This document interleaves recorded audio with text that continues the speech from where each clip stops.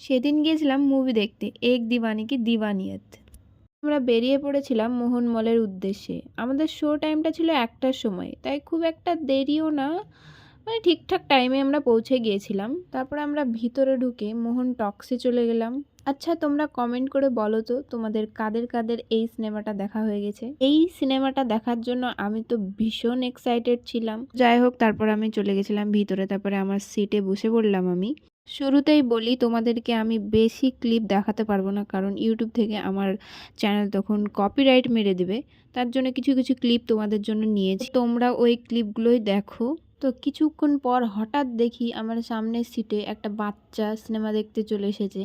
তো তোমাদেরকে এখানে বলি, ফার্স্টে যখন আমি সিনেমাটা দেখা শুরু করলাম তখন আমার মনে হলো নায়কটা একদম সাইকো, বাট আস্তে আস্তে দেখলাম মানে এইভাবেও কেউ কাউকে ভালোবাসতে পারে। তো যাই হোক, সিনেমাটা দেখে আমি যখন বেরোলাম, মানে আমার এত কান্না পেয়েছিল না লাস্টের এন্ডিংটা দেখে। এন্ডিংটা একদমই আনএক্সপেক্টেড ছিল, মানে আমি এন্ডিংটা দেখে হালকা কেঁদেই দিয়েছিলাম। যাই হোক, তারপর আমরা চলে গেছিলাম মোমোসুতে। তো ওখানে গিয়ে দেখি অনেক কিউট কিউট জিনিস ছিল, কিন্তু এত দাম, মানে এত প্রাইস, তাই ওখান থেকে আবার আমরা বেরিয়ে চলে আসলাম।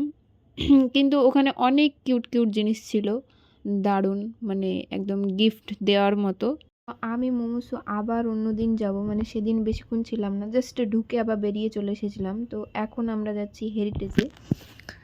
খিদে পেয়েছিল, তো এখানে আমি বসে আছি, বোর লাগছিল আমার খুব। অর্ডার দেওয়া হয়ে গেছে, অর্ডার আসতে অনেকটা লেট করছিল।